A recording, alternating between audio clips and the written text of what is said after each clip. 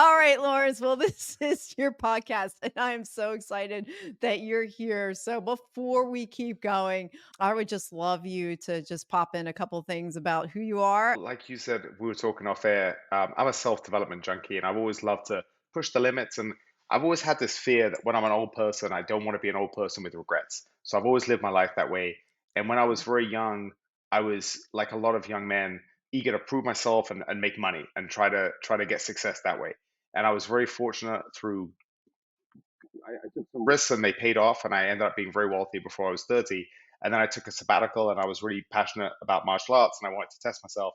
So I fought professionally for about 5 years, and I traveled the world, and I did a bunch of cool things like ultra marathons in different countries and just pushing my limits. And then I changed careers in my mid 30s because I was very foolish with my money, and I started in real estate. And that's what I do today. So now I live with my son and my wife in about an hour south of Chicago, and I still teach jujitsu and I work in real estate. And I love just getting on shows like this and just talking about mindset and small wins, because I really believe a good life is about as many good days as possible. And you're not going to achieve a great thing in a day. You can work slowly towards a great thing, but I just want as many small things in good days as I can when it's all said and done. I love that. Small steps to big wins, huh? Exactly, yeah. Because so many times people they're on step 3 and they're looking at step 50, and for them it's very Mhm. intimidating. Whereas I'm a big believer. If I look back at all the things I'm proud of in my life, whether it's professionally or personally, it's always been slow and steady. And there's a wonderful quote, I think, by Lucretius, and it was something about small drips hollow out a stone. And it's the idea of just these little drips of Mm. water, and over the years it can wear through stone. So it's very powerful, that idea of just small things done consistently. And I'm sure many of your other past guests have said this quote, but I think it was Tony Robbins. He may be quoting somebody, but he talked about how most people, we always overestimate what we can do in 1 year, but we underestimate what we can do in 10. And that's because it's 10 times the compounding effect of 1 year onto the next year onto the next year. And that's an approach I've always lived my life by. And the one thing that I just realized recently, actually, was a really wonderful realization. I was always very driven and goal orientated. I realized that I can't wait to achieve my goals to be happy. I have to be happy today, knowing that I'm going to move to where I want to be. And listen, life, I'm much more open now, I'm a bit older and wiser to the chances of life. Sometimes you have good luck, sometimes you have bad luck, sometimes your goals happen, sometimes they don't. But I'm so much more happy knowing that I'm going to try my best to get to where I want to be. I don't have to be there to be happy because life is too short. So that's been a really wonderful Mhm. realization that I've come to. That sounds great because if you think about it, if you base your happiness on whether or not you achieved that goal, then if you didn't get to that goal, then you've got your happiness isn't really there. And even best case scenario, you achieve it. I don't know about you, but all the biggest goals that I have achieved, I always had a bit of a come down after. And I remember the first time I had that, I was 16, and it was the mandatory exams you have in high school. And I did the exams, and I was hanging out with one of my brother's friends, my older brother. He was very wise, this guy. He's a bit older than me. And I was like, man, I just feel so bummed because it was like this big focus the last month. I was studying, studying, studying. And now it's over. It's like this come down. And he said, don't worry, that's perfectly natural. And we watched like 4 indie flicks in a row and fell asleep, and that was that. And that was, looking back now, it's so funny. That was such a wise piece of knowledge to know that every time you achieve something great, there is this natural come down. And actually, my mum's from France, and there's a French, I think it's called the contre coup. There's a French word for that exact thing. So, for instance, I Mm. did a half Ironman, and I really pushed myself. And I remember after being kind of tired and a little bit grumpy, and my mum, I was in France at the time with my parents, my mom's like, "Oh, you have the contra coup. It's this natural thing you get, the kind of the letdown feeling after." So you think that's the best case scenario. You achieve your goals, and there's a bit of a come down. So humans are happiest when we're progressing, but we haven't arrived. So that's a great thing for anyone listening to remember. Is so many times humans are impatient. I've always been very impatient. You're always trying to achieve, and you want to trying to get to that next step.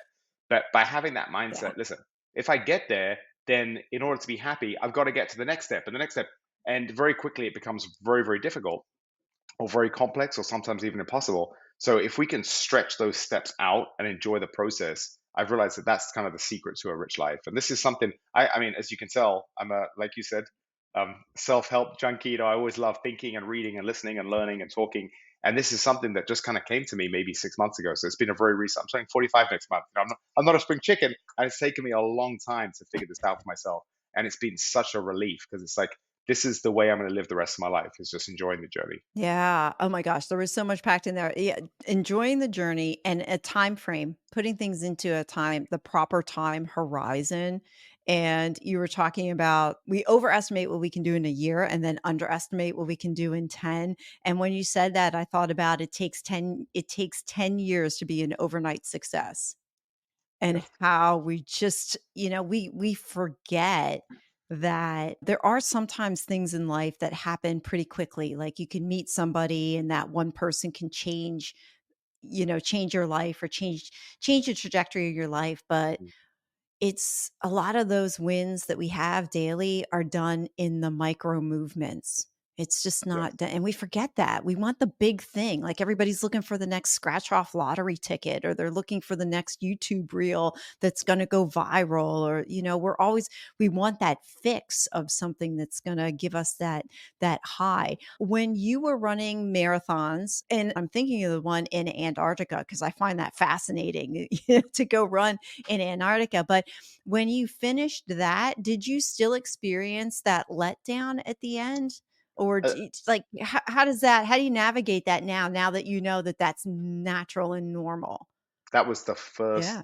that was New Year's Day last year, so just over a year ago, and I was in Antarctica, which was such a bizarre and odd place to be for a week that I didn't have too much of a come down. That was actually wonderful because I actually went there to almost cross off a bucket list item.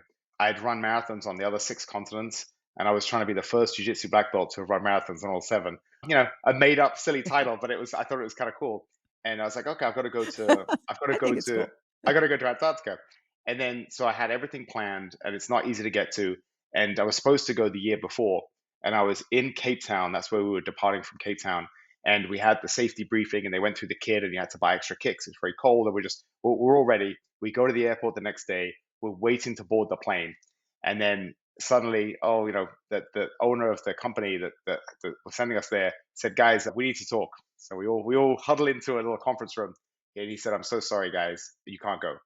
And I was Oh, with some very high-powered CEOs and people way wealthier and more powerful and more successful than me, and they were very upset, and they were kind of arguing back and forth. And he said, "Listen, there's been an outbreak of COVID on the camp, and they're very, very strict with their rules. And I could lose my license to go to Antarctica if I take you, so you can't go." And we ended up compromising that they had to fly supplies out anyway. So they said, "Listen, you can come for 4 hours while we're going to fly the plane out. You can do a hike for a few hours, and you have to come back when the plane comes back, and you can come back next year for free." So I got to spend a few hours in Antarctica the year before, and we just went for this hike, and it was so surreal because I think we landed at 2 in the morning and it's bright daylight, and we did a 3 hour hike, came back, had a little snack, and then back on the plane, fell asleep, and woke up in Africa. It felt like a dream, the whole thing. And then it was a whole nother year, and I trained all winter in Chicago for the first time for the marathon. So I was like, damn, so it'd been so much anticipation. But it was actually so wonderful oh my because, and the other one was just an uber successful businessman from Israel.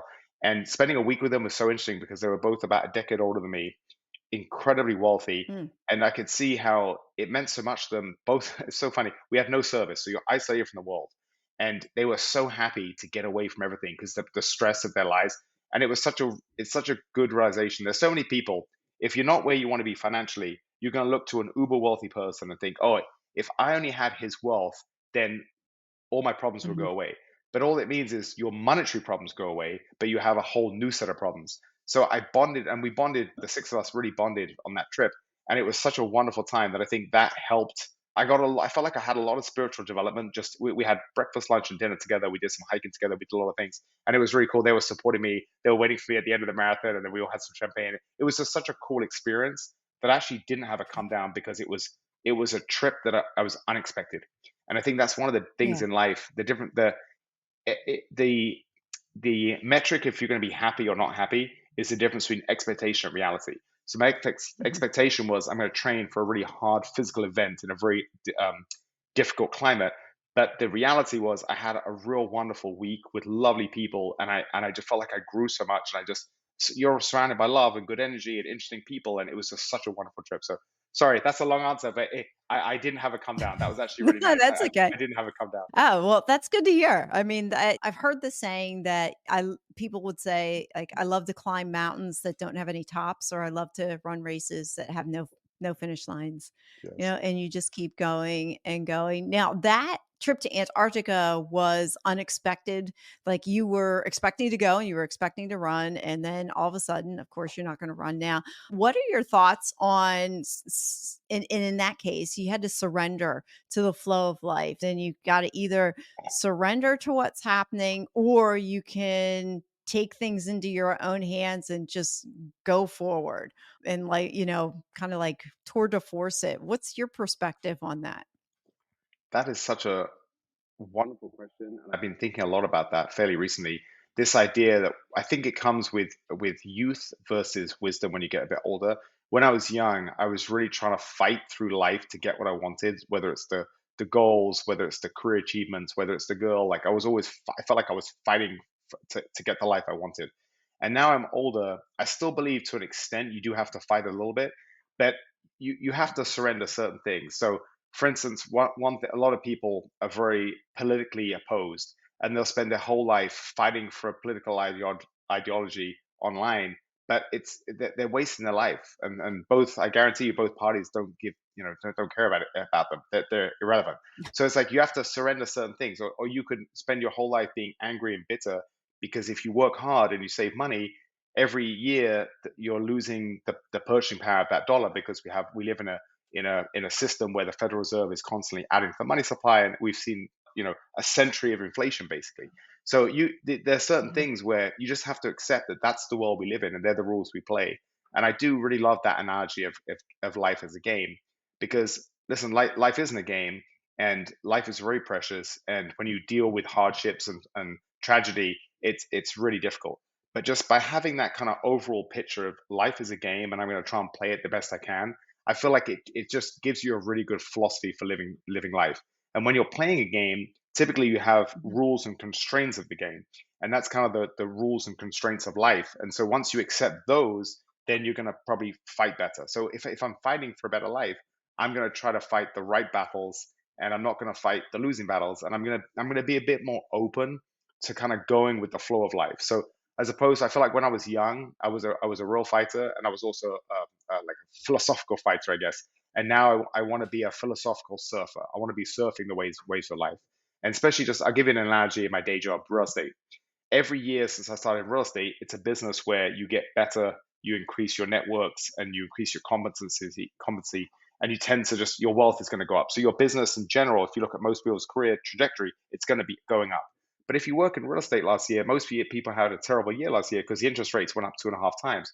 So you can't fight that. Like you Mhm. can't be upset that you're not going to have your best year in a down market. You just have to accept it and do other things. And one thing that I did last year was I try to focus on spending a lot of time with my son because I knew he was young.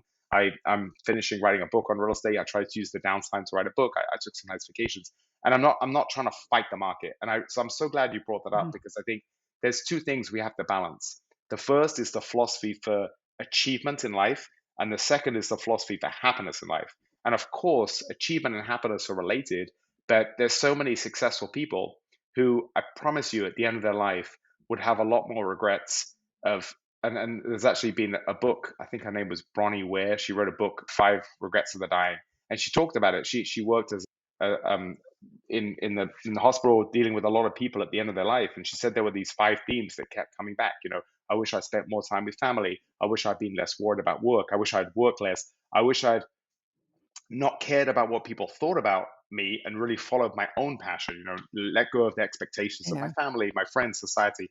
And I think there's such good things to remember because it's so easy. And I think my whole life, I've been very contrarian. And all my friends were like, man, you're kind of crazy. Right? When I'm telling them I'm going to start my own business, when I left a really well paying job at 20, when I had all the success with my company. And then I'm like, you know what? I gave my company away so I could be a professional fighter. Like, what are you doing? People thought I was crazy. But even me having that mindset, I still have to constantly fight against the expectations of society. And I think that's so important is like you have to spend time and it's like that Joseph Campbell quote. He says something about recommending I think he went to a cabin. He spent a few years after college. I think it was right after the Great Depression. There was no jobs. And he said, I don't know what I'm going to do. So he spent years just reading, and thinking. And I think that's such good advice for anyone who's young and they don't really know what they want to do, or someone who's a bit older and you don't really know what you want to do, but you don't want to be doing what you're doing, and but you don't know what Mhm. that next step is. You just have to spend a lot of time just with your thoughts, and of course, listen to podcasts, read books, try to find people who inspire you, who think the same way as you. Go deep in different ways, because we live in a world where we're in a attention economy and we're getting bombarded by so many things all the time. Especially my day job is real estate. Yeah. I'm getting texts, calls, and emails nonstop.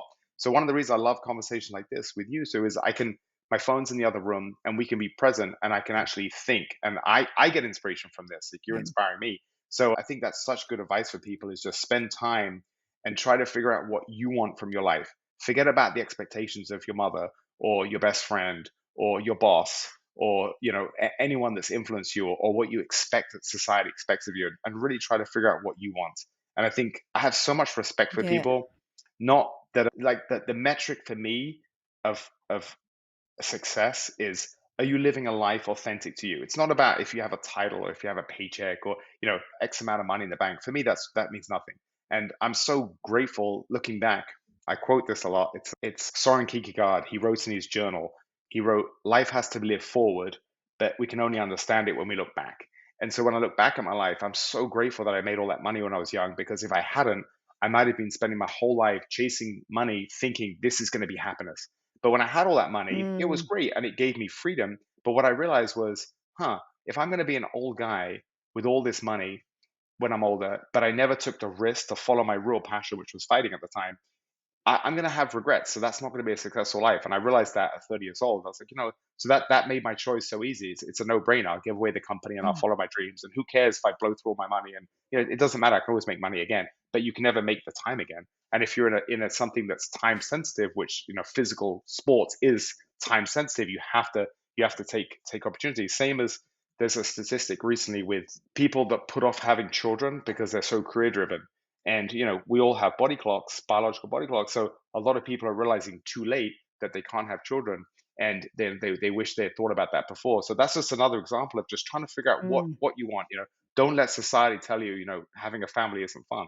One of my messages is, I love being a dad, and it's been the best thing for me. But 4 years ago, when I wasn't a parent, I only had negative associations with having a child, because in my mind I Mm. couldn't do the cool things that I wanted to do. It would be this anchor around me, this artificial constraints, and suddenly I thought that life would be a lot less interesting. And what I didn't realize is I didn't know what I didn't know, and that's such a wonderful thing. Now I'm much more open I know now that there's a lot of things I don't know, and in 5, 10 years, hopefully, I will know them. Yeah. That's the beauty of parenting. Yeah. Every day, you just don't know, something else will come up. I have 3 kids, but they're all in their 20s. So, Wow. I'm Okay. on the other side. I'm just laughing at your story. There was a lot in there.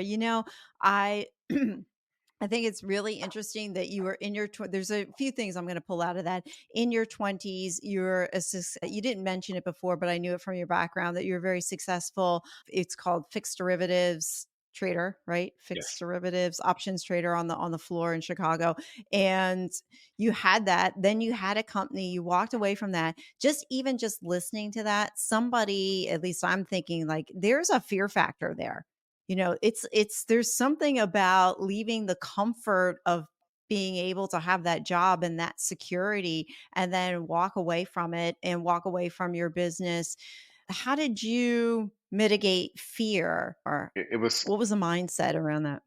So you just brought back a beautiful memory. I was having breakfast with one of my friends who was a trader. He was older, and he was kind of like my big brother on the trading floor. And he was a really big guy too. He's a former football player. So we were chatting, and he looked at me and he said, "Lawrence," I was telling him, "I think I'm going to do this, and I'm going to follow my dream. I'm going to give up my company."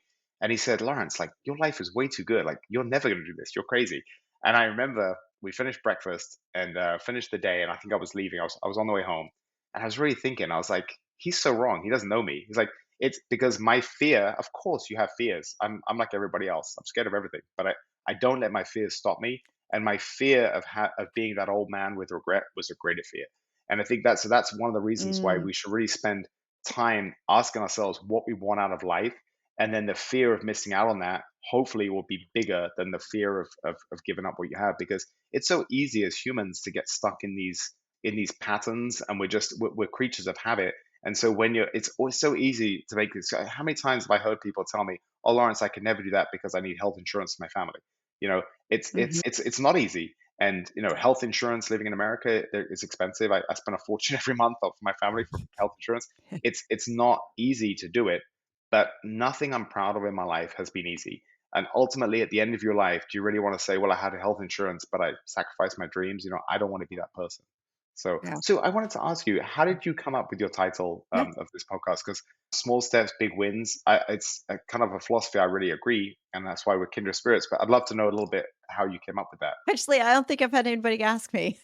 So, yeah, I'm more than happy to tell you. So, Small Steps, Big Wins podcast came out of the mastermind group that I'm part of back in October 2022. Prior to that, I had no idea what the mastermind group was. And I was at a point in my life where I realized I need to change something. I just didn't know what it was. Mm. So my journey started even like a little bit before that. And you mentioned Joseph Campbell before, and he talks about the hero's journey, he talks about that welling up that's coming inside of you. I came from a teaching background and then went into financial advising. Hanging around these people, and I figured I got to go do something. And all these people that were in this group had incredible stories. And the stories were just captured within this Facebook page. They were taking small steps and they were doing these Yeah. really cool things. So as I watched these stories in the Facebook group, I've like, well, Sue, you got to do something. What are you going to do? Let's do a podcast. It was I low love that. risk for me. Plus, I like the challenge. I'm like, I think it'd be pretty cool to do a podcast. And I like talking and I can relate to people. And I figured, well, if it failed and didn't go anywhere, then I just ride off into the sunset and the podcast is over and it's done. That's beautiful, and you're still going. And I'm still going. I'm on, I don't know, over 100 and some episodes so far. I started January 21st of 2023 was my first podcast episode. And I've Wow. had a number of people since tell me, they're like, I love the name of your episode or your podcast. So that's really where it came from, was just I just watched these people taking small steps, big wins. Nobody else had that podcast name. And I said, hey, let's go for it. I love And that. it's been great because it allows me to talk to a lot of different people, coaches, authors, millionaires, people who've never been on podcasts before. I get to talk to other podcast hosts. So I love it. It's a lot of fun. Well, I just love that idea So that's of that's my surrender moment. well, Sue, I think the idea of small steps is it's so we just have that natural human aversion to huge changes. So how do you make a huge change that's going to stick? Well, you do an almost infinite amount of very small steps over time. And then I look back at I use fighting as an example. I had my first pro fight at 30, but I walked into my first martial arts gym a week before my 13th birthday, and I grew in those 17 years immeasurably. But if I tried to walk into a gym just before I was 13, like a fighting gym, and I would have probably lasted half a session. So I grew over many, many years. And it's the same with real estate. Like I have people sometimes ask me that for mentorship, and they're like, okay, I've been doing this 6 months and I want to be like you, Lawrence. And I was like, well, I'm in my ninth year, but I also had a background. I have an MBA in finance. I've also done a lot of self growth. I also have a big network through my financial life before. I have a good reputation. Like I have a lot of things that took many, many years to get. So Yeah. of course you can streamline the process, I guess. But one thing that I don't like is I'm actually a big fan of Tim Ferriss. So I don't mean to throw him under the bus, but his whole idea of kind of life hacks, like because life hacks to me it implies that there's a shortness and to greatness. There's a And I shortcut. think Yeah. yeah, and I think there's ways to be more efficient, but I just don't think there's too many shortcuts. And everything I'm proud of has taken a long time. So I just it's so interesting as a father of a young boy trying to think about how I'm going to explain some of these things to him, because I would love to give him my wisdom, and I'm going to try my best to. But at the same time, I know through human nature, if I say something, it's going to have an almost infinitesimal, a very small resonance with him. Whereas if he has a harsh experience, he'll never forget the lesson. So it's like Yes, of Mhm. course. Does he need to get beat up to realize that that's not fun? No, of course not. Like, there's certain things like, does he need to get robbed at gunpoint to know that that's not fun? No, of course not. There's certain things where, of course, you want to try and shield him from them. Right. But there's other things like, we all know that everyone's going to have, their first, maybe second, maybe their third serious heartbreak and be devastated. You can't save people from heartbreak. It's part of growing up, right? All of these things that you Yeah, just have yeah, to yeah. get through as a young adult. So I just think it's so interesting trying to give him those lessons. And I think the biggest lesson that I can give him is actually one of the reasons that I moved to. So Marisa lives maybe 8 houses down on the same street, and her That's husband, amazing. yeah, her husband, shout out Dr. Eric, is one of my best friends. He found this house, and I was on my sofa. I'm a night owl, so my wife was asleep, and it was, I think my wife and son were both asleep, and it was probably 1 in the morning, and I'm winding down for the night. I think I was just doing a last couple of emails and maybe just relaxing, reading a book or something. And he sends me a text because he's an ER doctor, so he's working a night shift.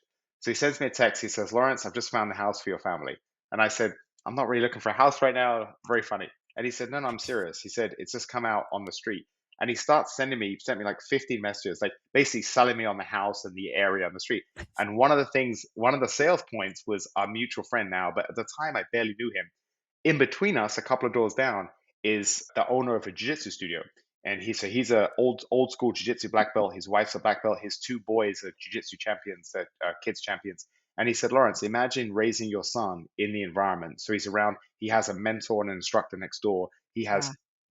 boys look up to that are living this wonderful like path, like modern day samurais. They're so respectful and disciplined. They're just wonderful, wonderful children.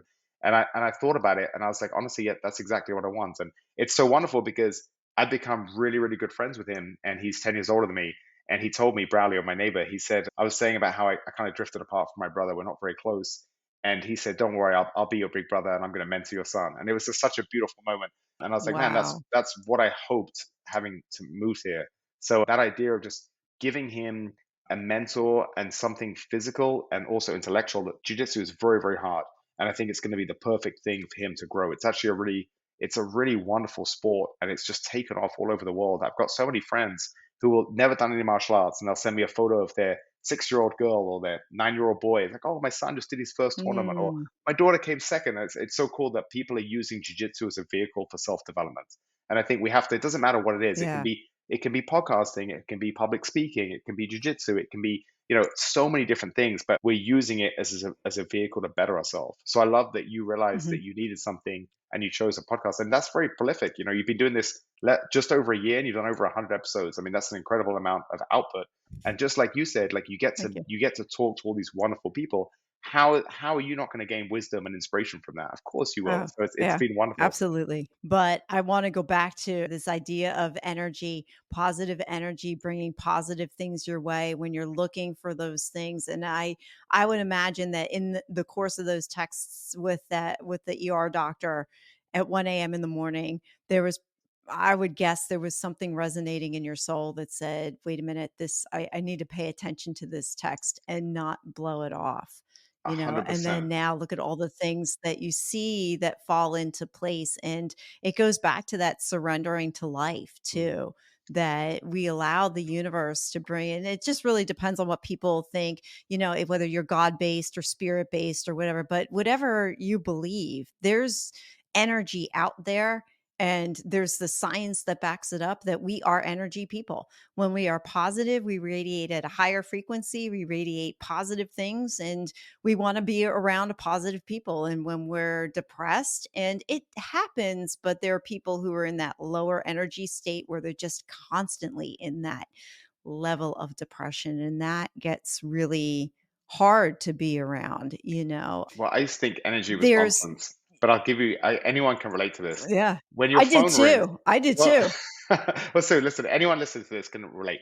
If your phone rings and you see their name pop up, you're going to have three reactions. You're going to have apathy, you're going to have excitement, or you're going to have dread. And it's always the same. And I want to be the Yeah. guy that when my name pops up on people's phones, they're like, "Oh, I can't wait to talk to Lawrence." And same with you, like you have such good energy. That's one of the reasons you're a good podcast host. Is straight away the Oh, first thank two you. minutes of us talking, I could tell you're just a wonderful person. And I wanted to talk to you, and I'll be completely vulnerable and open, and nothing's off limits.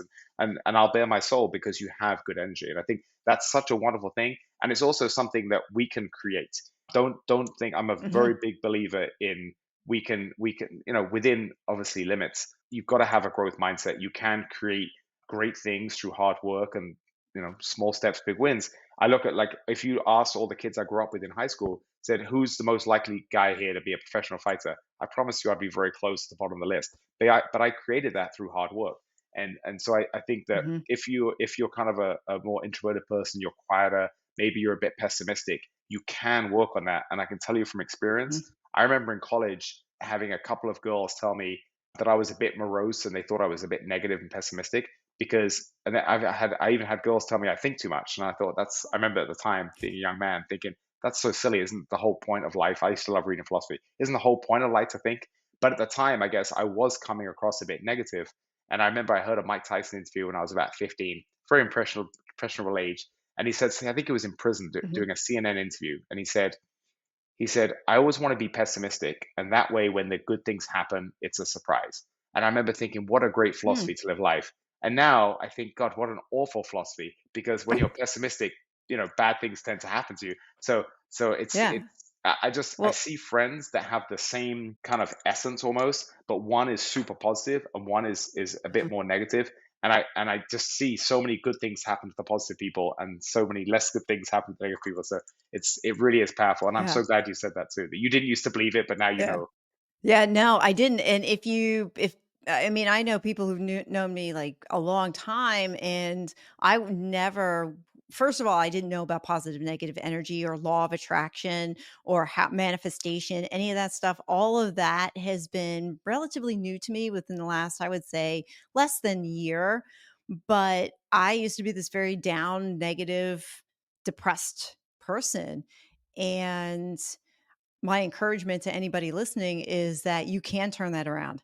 You don't have to stay in that state. And I've done a lot of work through story work and through going back into my past and analyzing and just reframing a Mm, lot of what has happened to me to realize, wait a minute, it's my perception, a lot of it, and a lot of it's choice. A lot of yes, it just boils down to I chose. I yes, made a number of choices, X number of year of choices, and it's gotten me to the place where I'm at that it just, like that's the one, and the other is I have a friend of mine, Chase. I don't know if you know who Chase Tollison is, but Chase is a story work coach.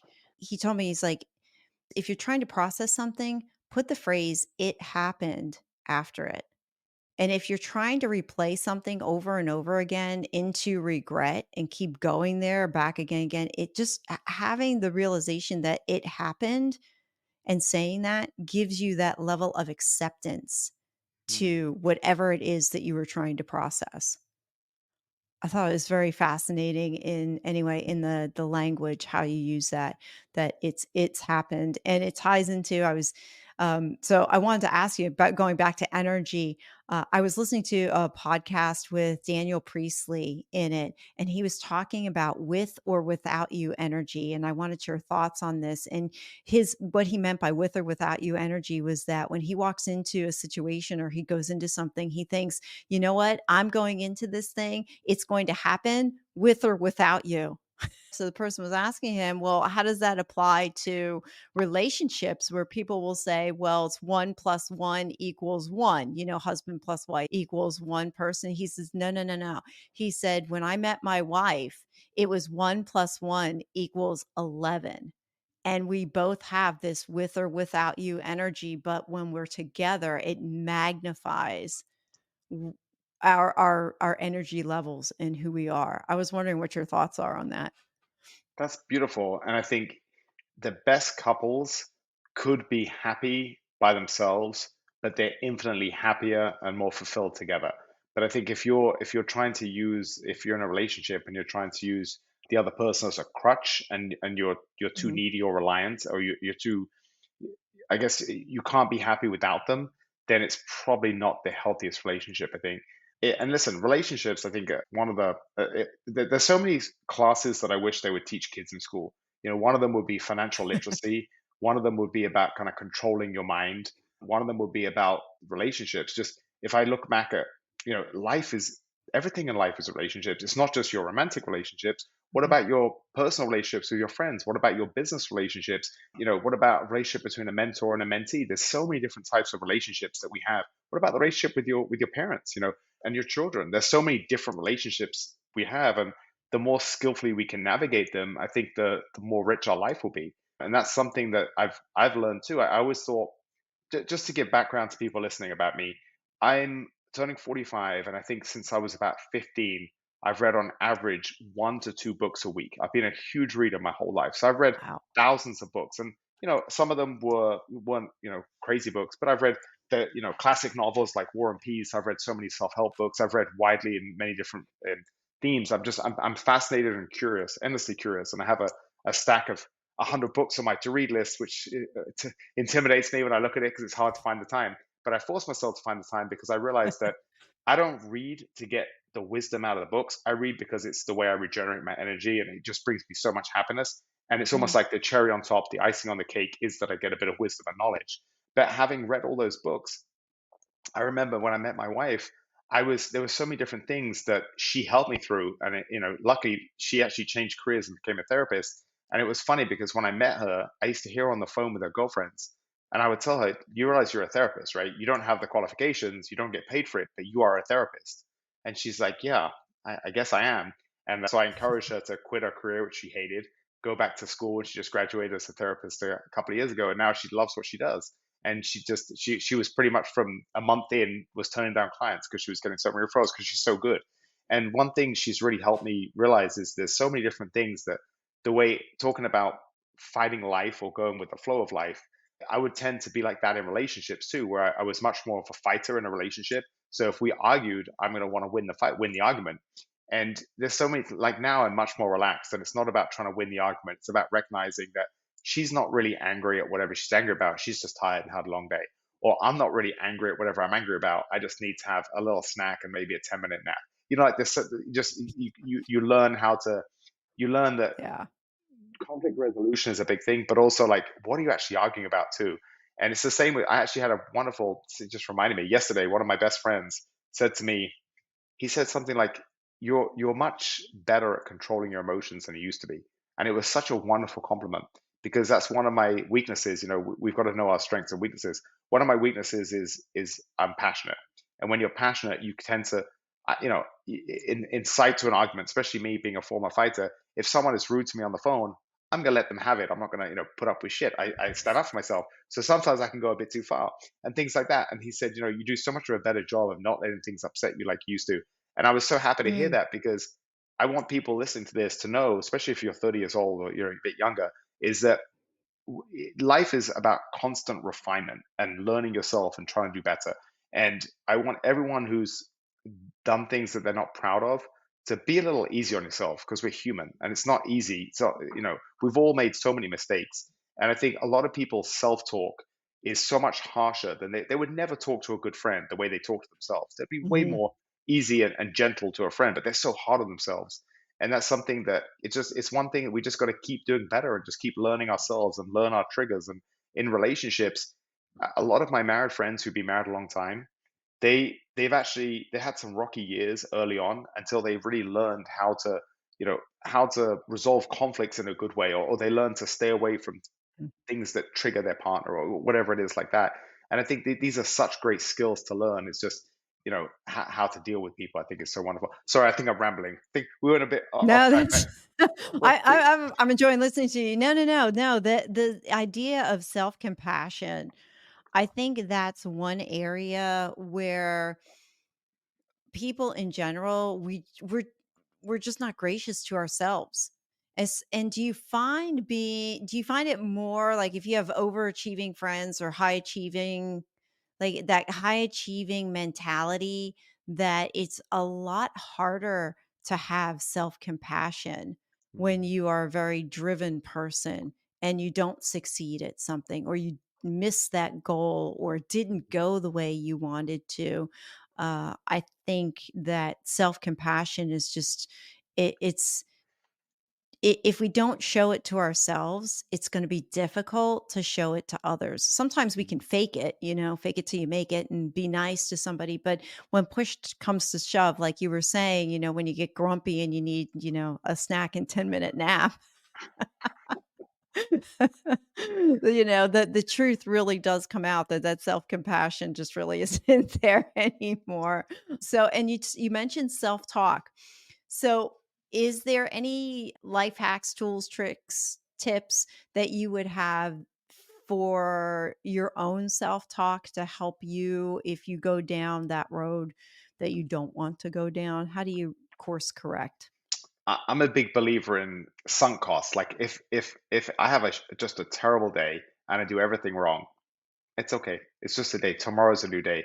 And I think the biggest muscle that we can work on that's been so beneficial to me, and I'd recommend anyone does this too, is if you're a person of your word, then it's going to go a long way with other people, but it's going to go the longest way with yourself. So, for instance, Mm, if I want to, I have a couple of non-negotiables every day. So one of my non-negotiables is I try and get some type of exercise in every day. And there might be a day a month where my day gets away from me, and I think I'll be better off just resting. But it's quite rare. And sometimes that means going for a run at 11 o'clock at night when it's the last thing I want to do. And the reason I do it, it's not for my body and for exercise. It's probably negative in that sense. Might probably be better off just getting an early night's sleep.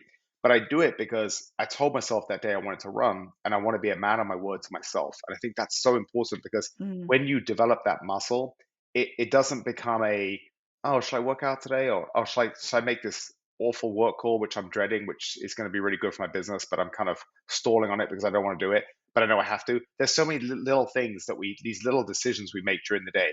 And most people know exactly what they should do, but it's just, whether it's their natural inclination to, to kind of stall on things. It's the fear. It's just laziness, whatever the thing is stopping us doing all these little things that we know we have to do.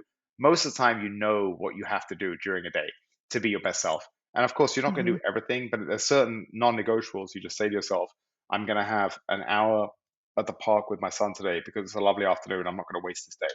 I'm going to make sure that I get a good mhm, workout in because that's one of my big daily priorities.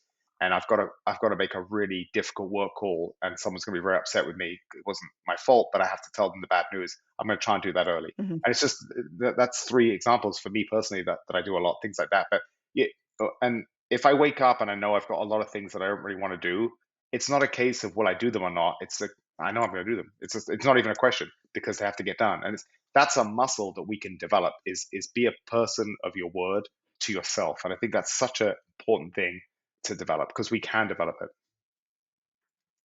mhm. How do you view your to-do list for the day then? What happens.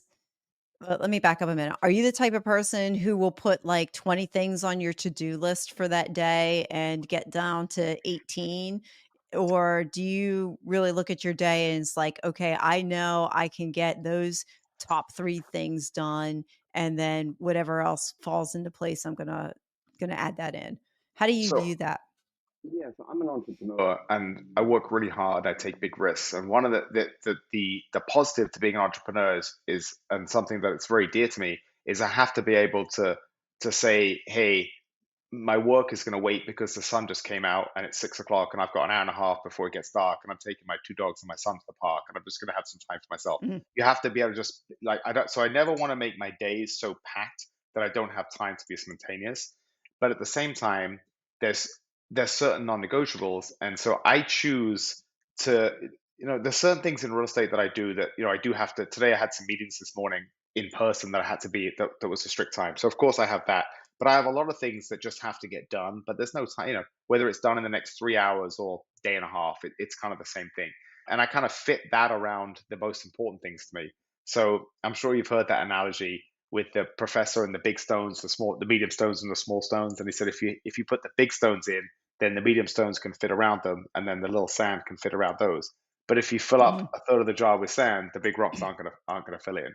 And it's a cheesy analogy, right. but it's very very true for your life. I think every morning you wake up, you have to put the most important things first, and you have to schedule your day around them.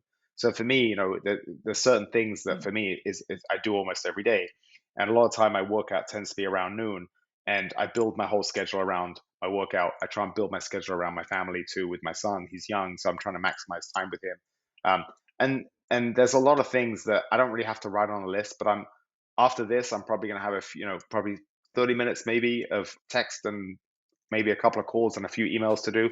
That doesn't have to be on a list. I'm just going to do it when I get to it. So Yeah. you got to be careful putting these huge lists together. And number one, it's intimidating, and number two, you don't feel good because you only do 17 out of 22 things. I don't really want to live like that. I'm really Yeah. enjoying. I'm rereading, and I'm blanking on the author's name. It's 4,000 Weeks. I think it's Oliver somebody. Have you heard of that Mm. book, 4,000 Weeks? Mm-mm. It's No, about but I got the productivity. idea. Yeah, that you have Mm. 4,000 weeks in life. And one of my friends actually gave it to me, and I read Mhm. it. And he was raving about it. Oh, it's so great. And I read it and I was like, it didn't resonate too much with me. And I'm actually just listening to the audiobook.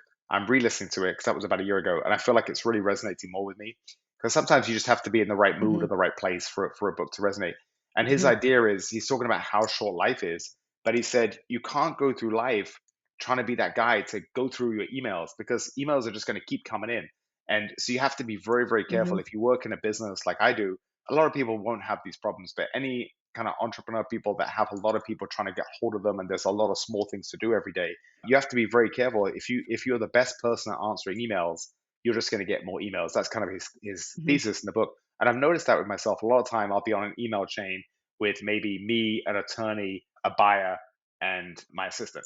And they'll come in. And if I answer it straight away, then I'm just going to get three more emails. But if I'm busy, they've asked me a question, but then my assistant might get to it or my attorney might get to it and it's done. And I'm like, oh, great, it's done. So you don't want to be the most efficient guy answering emails, put it that way. Like Yeah, that's yeah. no one on their deathbed is happy that they answered, 14 Yeah. million emails during their life. So it's trying to pick and choose your priorities. Yeah. And Get out my email box, I can die now. exactly. You know, And I think, but Sue, it I don't know about you, but there's one thing that when I was young, I'd love to hear your opinion on this. When I was young, I sure. was like, I want to watch every good movie and I want to travel to every great destination and I want to read every great book. I just wanted to do things.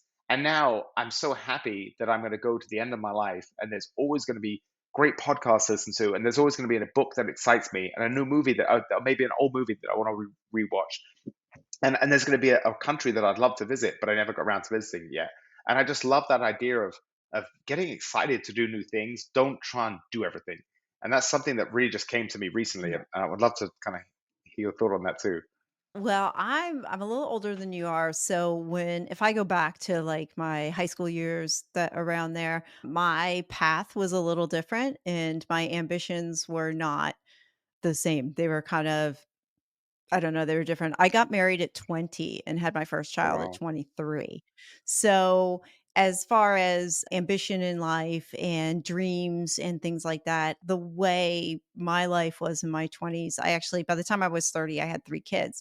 So, Wow. my identity was a mom. My ambitions were, you were to raise your kids, you homeschooled them, that was that. So, my desires, I had them, Mm, they were different than parenting, but you had, at that time, they were just shelved, right. and it's just life circumstance for me. I don't wanna make it feel heavy, but I made a bunch of choices, and that was the life that I had, and it ran contrary to what my inner soul really wanted to do. And Can I I was ask just in a you? marriage that didn't, that it was just a tough place. It was a tough 20 some years of marriage that I had, and it is what it is, that's my Mm, life. It was my set of experiences that happened for me to shape who I am today. And I'm very thankful that at 52, I have an opportunity. My children are now in their 20s. So I'm obviously still a parent, but I don't parent them like they're four. I'm just in a different stage. So I'm mm, very thankful I have the opportunity now that I can go and pursue all those dreams, that I can live that life that I always wanted to, but was unable to. So, in a way, I'm starting over. I feel like I'm 20, even though biologically I'm not. And I'm just embracing life with, like you said, curiosity. I love curiosity. I love to ask questions. I love talking to other guests and seeing their perspectives. So, mm, I think everybody's path is different, but if I could leave people with anything, it's to realize that life happens for you, not to you, and Mm, not to go back and regret the choices that you made that might not have been in your favor, or might not have been, or it might not have produced the outcome that you wanted to. And I actually have a whole chapter in my book on regret, and I called mm. it Regret is a Thief, Because because it regret takes will from the steal. present. Yeah, well, regret will steal your life if you allow it. So Mm, there's regret that you can have over something that you did, and you can analyze it, learn from it, and move on. That's mm, constructive. And in that case, I even wouldn't even call it regret. It would be more like a mistake, a mistake where something happened and you learned from it and you move on and you use it for the positive. Me personally, I went the other side of regret, which is negative rumination, which is where mm, you sit in it and you play it over again and you don't, you go down the God, I wish I had done that. Can I go back and do that? And in some cases, and I didn't realize this because I didn't have this self awareness, but in some cases, you try to recreate the event in order to have a different outcome, the outcome that you thought you wanted. I mean, it's crazy. It's a crazy way to think. It's a crazy way to live. But what I realized when I had this awakening was like, okay, self ruminate, like negative rumination is going to steal your life, because if you sit in this backward thinking thought, then it takes you out of the present moment, and then it robs you from thinking about wonderful places that you can go to. So, exactly. And I'll give you a fighting analogy. Having lost plenty of times over the years, mm, yeah. It's easy after. There's nothing more vulnerable than being in a pair of lycra shorts, covered in blood, getting stopped in a fight in front of everyone you care about, your coaches, your good friends, your ex-girlfriend, all these things. And having been through that several times, that just the worst of the worst that can possibly happen. Um, and then the next day you wake up and you're alive, and you move on, and it's okay if the worst thing that happens to you in your life is a lost fight. It's not too bad. But I think it's given me so much resilience, and just it's Mhm, okay to lose. And the one thing that I want to instill to my son is, especially in sports but just in life too, is it's okay if things don't go your way as long as you try. Because we can't one of the things I love about mhm, fighting is you can be the better fighter 9 out of 10 times, but you have an off day, and you lose. It's not necessarily on average the better fighter tends to win, but there's a lot of luck involved too, a lot of skill and a lot of luck. And what I always tell mhm, people, and I'm going to tell this to my son too, is all we can control is what we can control. We can control the preparation, make sure we're in good shape and we've done everything right the 6 weeks before, and we can control our maximum effort on the day. But we can treat our body like machines, but some days you just have off days and you're sluggish and your energy's low and you're not going to perform well. It's okay. That's part of life. And I think that's such a I love what you said about regret, because there's so many things that if I could live my life again, I would do differently. But looking mhm. back, I'm so grateful for some of those worst moments. Like, take the worst ever heartbreak that I ever had. Well, if that hadn't happened, I wouldn't have met my wife. So, I'm so grateful. What happens if I put $1,000 in Bitcoin when it was at 15 cents and I was a Bitcoin multimillionaire? I would have missed out on a decade of growth, having lost a whole bunch of money, getting humbled, having to change career, do all these things I don't want to do to build a new career. It was Yeah. like I'm so happy I went through it because I grew so much as a person. But was it fun at the time? No, it sucks. And I think that's such a good message for people. If you're in a place that just it's awful and you're miserable and it just feels like the world is closing in around you and it's hard and you're tired and your body hurts, it's okay because it's crazy. But in a decade, you might miss those times. You might miss the times when Mhm, you were just in the trenches grinding, because so many people, I've heard this again and again. When you look back at really hard periods, most successful people say it's some of their fondest memories. And again, I use mhm. my fighting example. Tuesday was my hardest day when I was fighting. I used to train 4 times and it ended with a fight simulation, 5 minute rounds at the end of a long day. And then I had to drive an hour home because I live far away from this really tough gym I was training at. And I used to wake up on Tuesdays. I would hate my life. I chose to do this, but I literally Mm. hated my life. And they were just so miserable. And now I have a photo from one of my fights in my office. I look up to it and I'm just like, oh, they were such great times. I got such fun memories at that time. But at the time, it sucked and it was so hard and painful. And that's just such a good analogy for life. It's life is weird, And just by having that mentality that when you're going through tough times, just again, I love your title, small steps, big wins. Like that when you're just at the bottom of life, all you got to do is just take one step forward. And then the next day, Yeah. take one more step forward, and eventually you will climb out of it. It's just such a good analogy because so often people are just like, it's hopeless, nothing's working.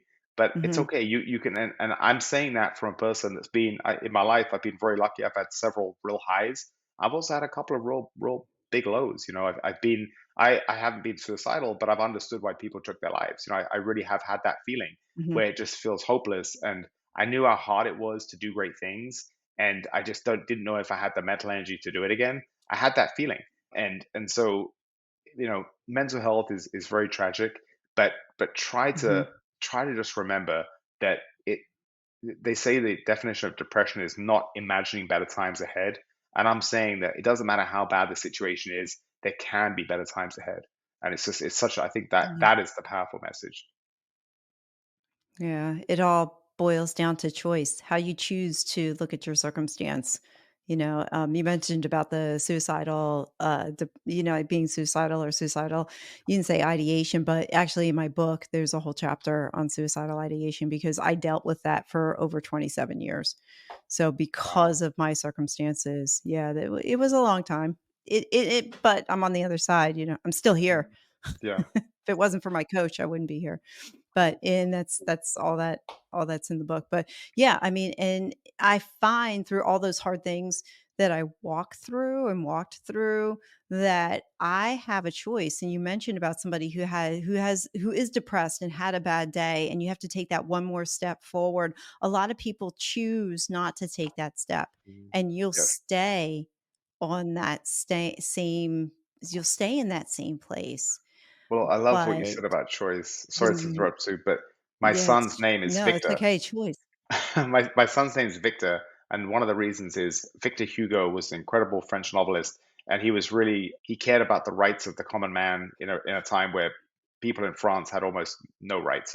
So he was a wonderful man. But the real Victor that he's named after is Viktor Frankl. And for those that don't know, Mhm, he wrote a book called Man's Search for Meaning, where he talked about his experiences in the Nazi death camps. And my great grandfather was actually a Holocaust victim. And the one thing that Viktor mm, Frankl says is even when you're in a death camp where you've got no clothes and almost no food, and you're basically people are dying around you from just starvation. You still have the power to choose. You still have the power to say, I'm going to keep going and I'm going to keep living. mhm, And tomorrow is a new day. And he got through. His mindset was what enabled him to get through the concentration camps. And then he came out and he had this wonderful long life as a therapist in Austria, I believe it was.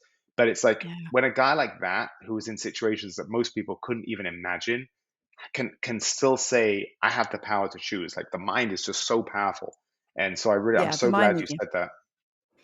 yeah, it really does boil down to you have a choice, and it's in everything. You have a choice what you put in your body, you have a choice how you approach your day, you have a choice how you wake up. I started this practice where every morning now I wake up and the first thing I tell myself is I'm going to smile. So I smile every morning. I'm like, thank God I get another day for today and I'm happy about it. So I'm just going to smile and I go through this routine, but they're all choices. It really is. It just boils down to choices. Even how we view things that have happened to us.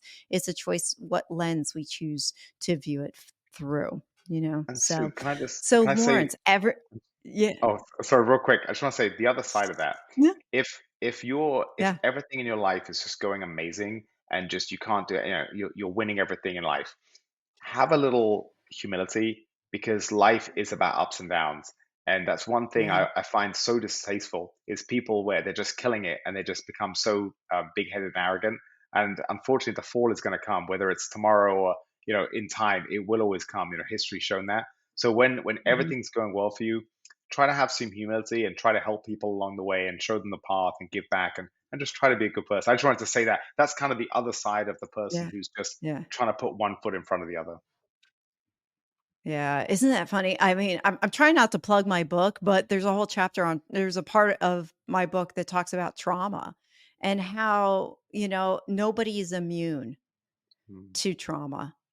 And what trauma looks like to people, there's just different levels of it, but and also what's traumatic to me might not be traumatic to you, but the point is nobody is immune.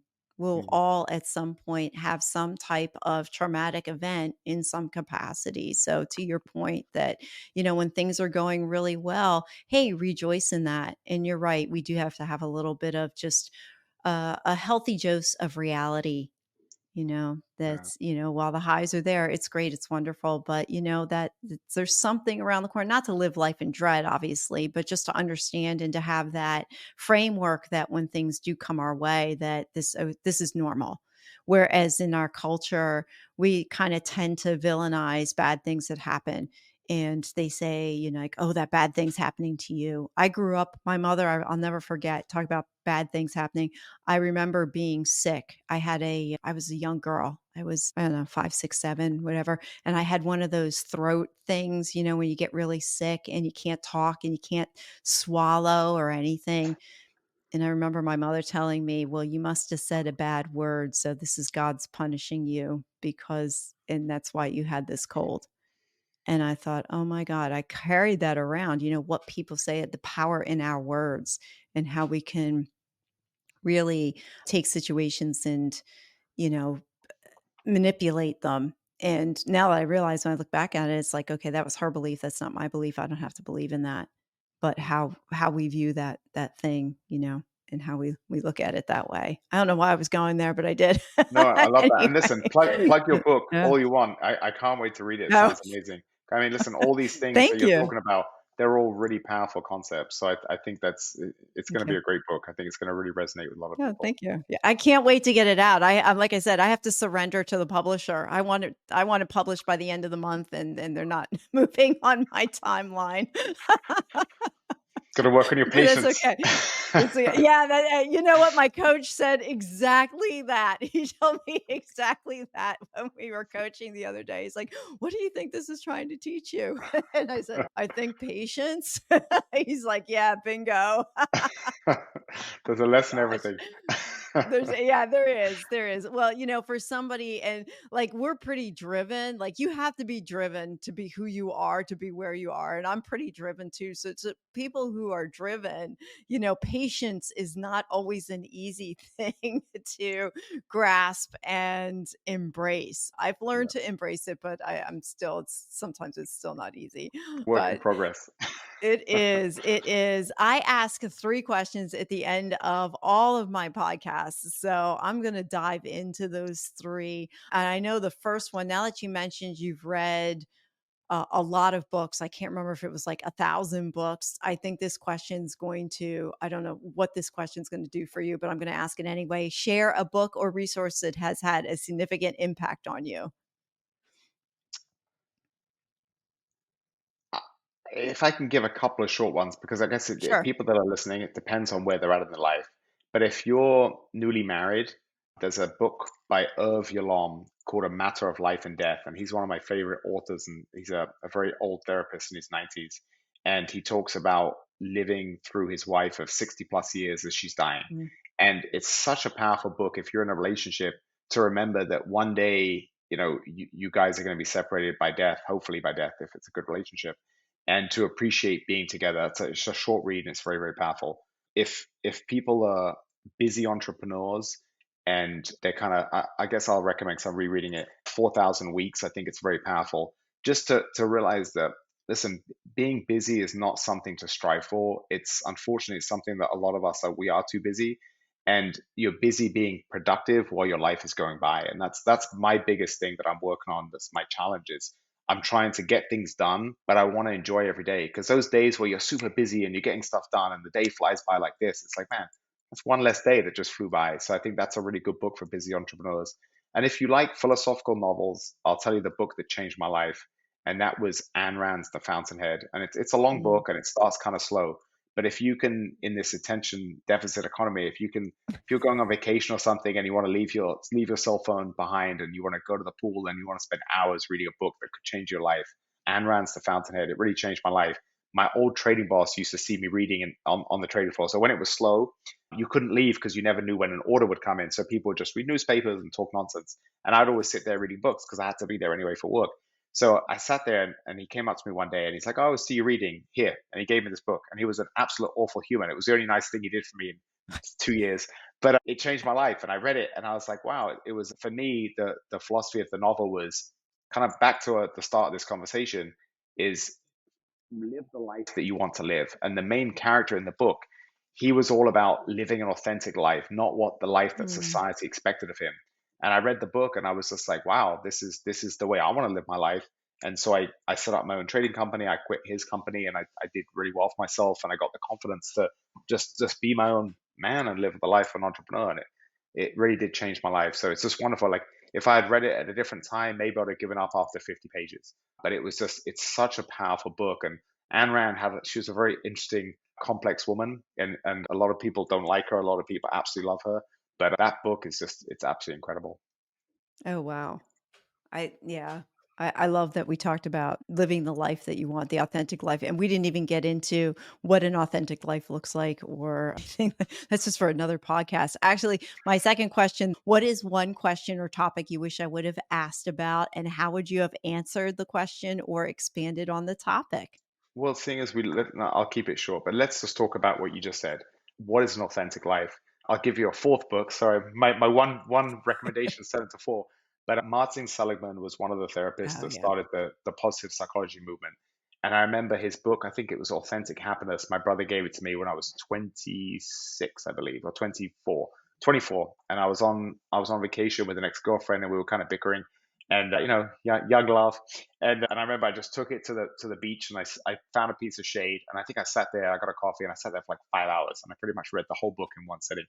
And the idea of it was you find what are your signature strengths, that things that give you excitement that you're good at, and if you can try and build a career around those, that's great.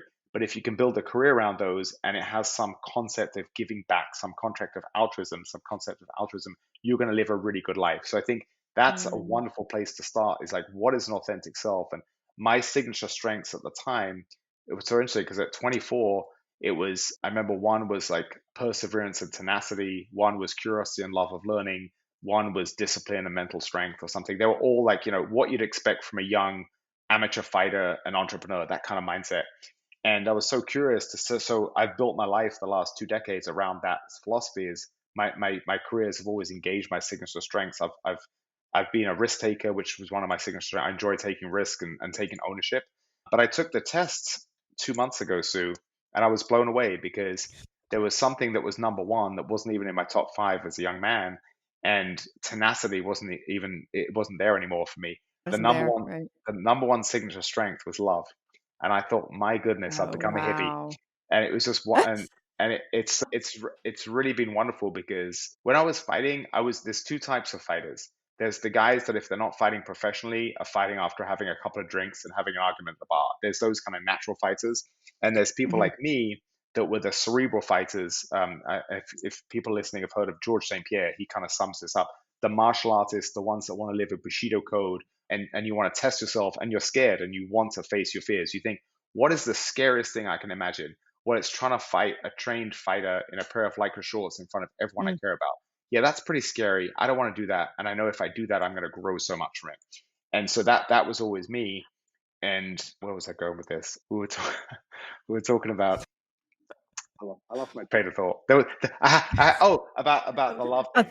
So Authen yes, it was. So even when I was fighting, it was never about like trying to hurt somebody. For me, it was about testing myself.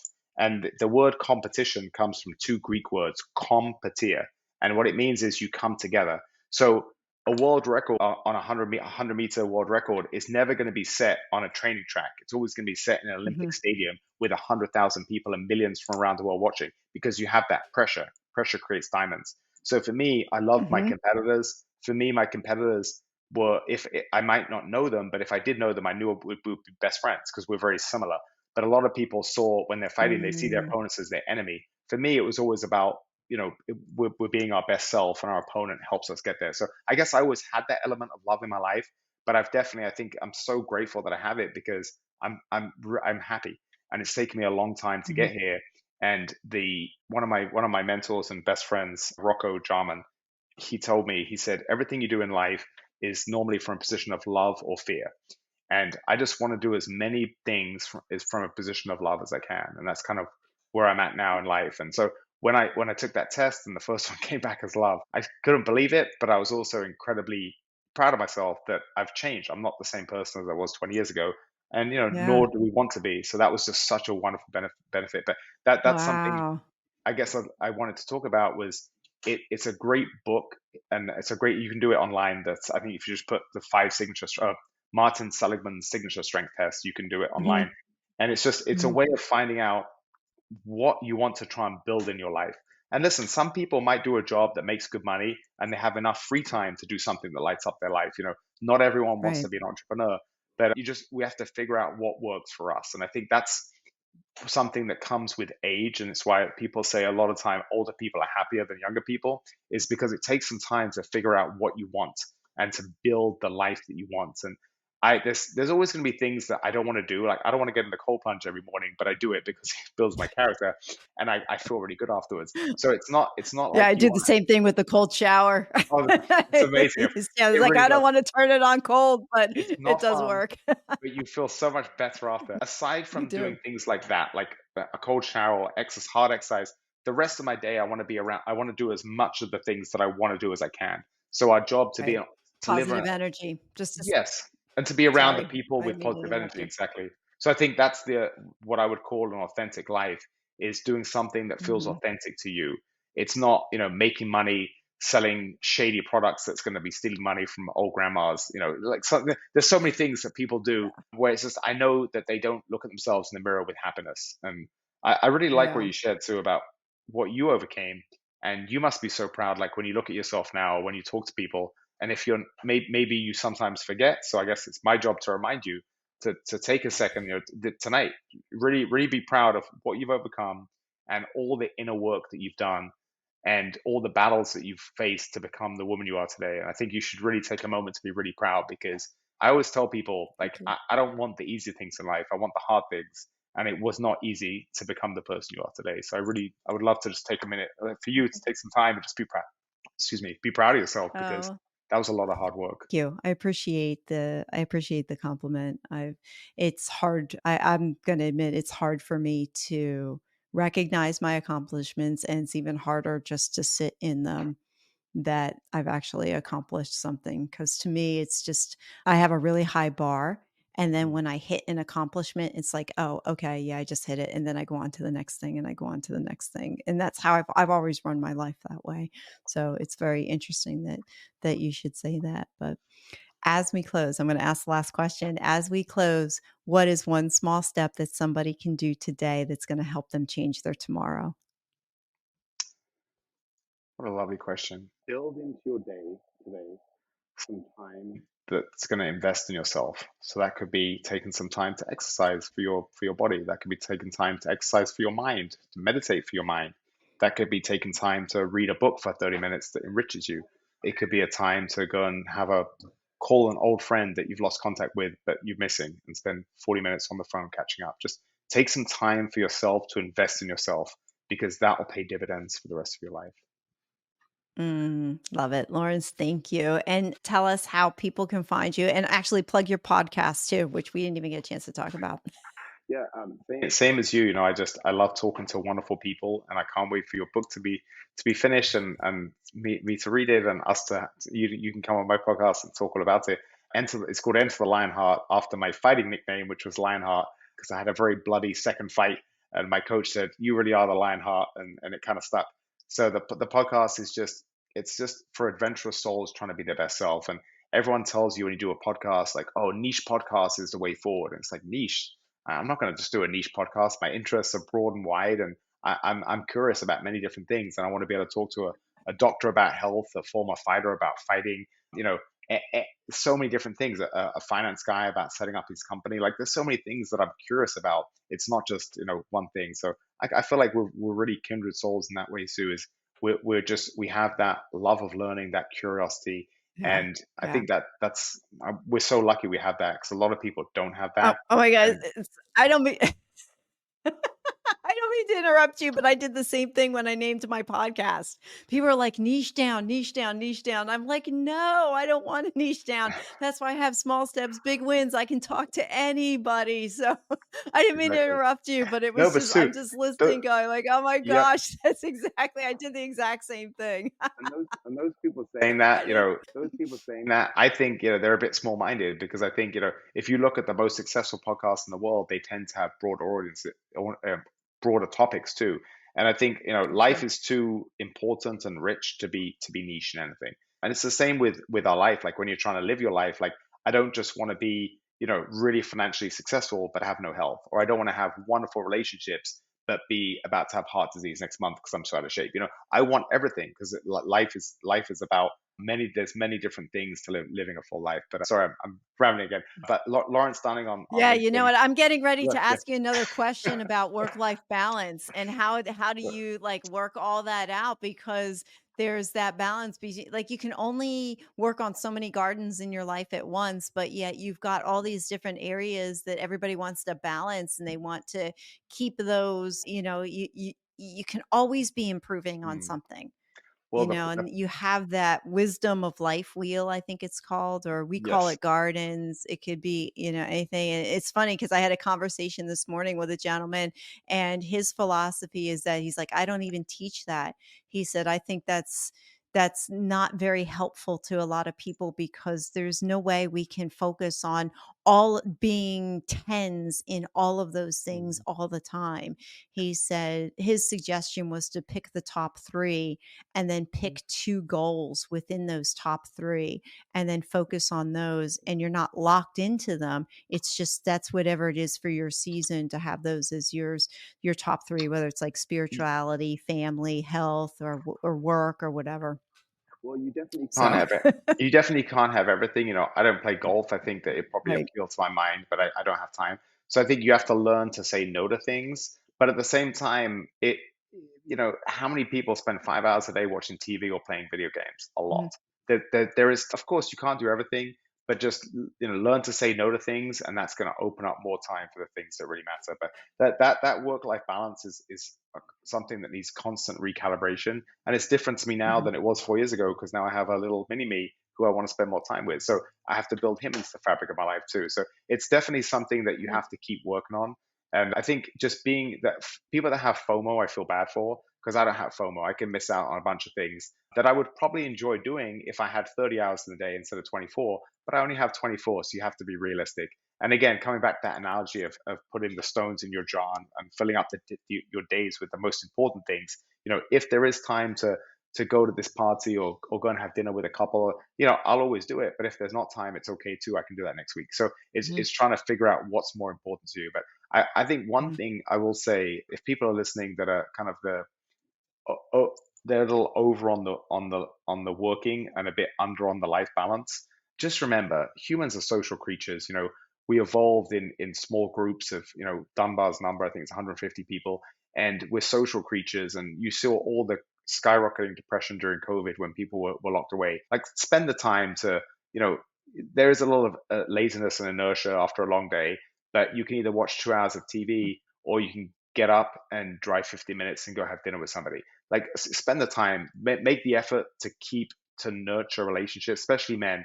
There's a statistic that a lot of men, as they get older, they haven't nurtured male relationships. They just don't really have any friends as they mhm. get older. And that's something I've been beyond blessed with. I've got more friends than I can see. I've just met so many wonderful people in Chicago. It's one of the reasons I couldn't move more than an hour from Chicago because I have so many people I want to be around. So I think don't Mm, don't take friendships for granted, and they need work. Like, the best marriages are good because both people put in time every day. mhm. Nothing in life, you can spend a whole lifetime working out, but if you do nothing for a month, you're going to lose a lot of your fitness.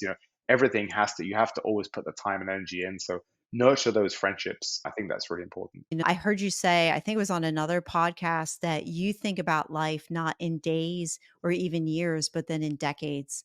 So if you think about life in decades, that and put it on that time frame, that perspective, then you don't have FOMO because if there's something that you really want to do, you can say, okay, I don't have to do that today, but I can put that on my bucket list and I can do that tomorrow and that's okay. But I accomplished what I wanted to get done in this day, and this was the best day for me. And Mm, I think living life like that just eradicates FOMO, because if you yeah. go to bed at the end of the day and say, well, either the day sucked or it didn't, but even if it sucked, hey, I still did the best to make it the best day I could. I get up, God willing, I'll get up tomorrow morning and I get to do it again. Exactly. I think if you're facing a So, tough decision in life, the answer is always, what would myself in 10 years want me to do now? It'll always give you the answer. And I yeah, think that's such a good metric. love that. Yeah, I love that. So enter the Lionheart. People can listen to you more there and reach out to Lauren you through Stunning. there. Yes. Yeah, and Lauren Mm, Stunning on LinkedIn and Instagram. Yeah, I'm pretty easy to find. I don't have any weird handles, but yeah, I love having these conversations, and it's been such a pleasure. You're me too. such a kindred spirit, and I really meant what I said. Oh, Take some time to be proud of yourself, because I can tell you're the thank type of you. person that's incredibly hard on yourself, and that's something that I've had to learn to do, is just take a step back and just enjoy how far you've come. Because when you're always looking like, what's the next thing, what's the next thing, we forget we've traveled miles past from our old self. And it's one thing I've really done the last 6 months is just, I'm just pausing and I'm just enjoying how far I've come, and kind Mm, of looking back over my shoulder and just taking some time, taking some time to breathe it in. So I'm just passing that wisdom on to you. One of my good friends, who he always says, where there's overlap, there's truth. So hopefully there's some truth there yeah, between him and I. And he sounds like a wonderful guy. yeah, yeah, he is. He's a great guy. I actually, he is threaded and weaved through my book because I couldn't tell my story without my coach. That's beautiful. So I have a deep appreciation for him. Well, Lawrence, thank you for the gift of your time. This has been an amazing conversation. And yes, kindred spirits. Yes, I'm so happy to talk to you. Oh, And thank you again. it was an honor. Thank you so much. Thank you for listening to another episode of the Small Steps, Big Wins podcast. I value your time with me and I seek to make every moment count. In order to make lasting change in your life, listening is usually not enough. So I want to ask you, what practical steps are you going to put into action today as a result of listening to this podcast? Remember, any step, any action, no matter how small, starts your journey to a big win. And if you're not sure where to get started, check out my website, personalcoachfinder.com, and find someone who can help. Remember, life doesn't get better by chance, it gets better by choice. Take small steps today and make your life awesome, friends.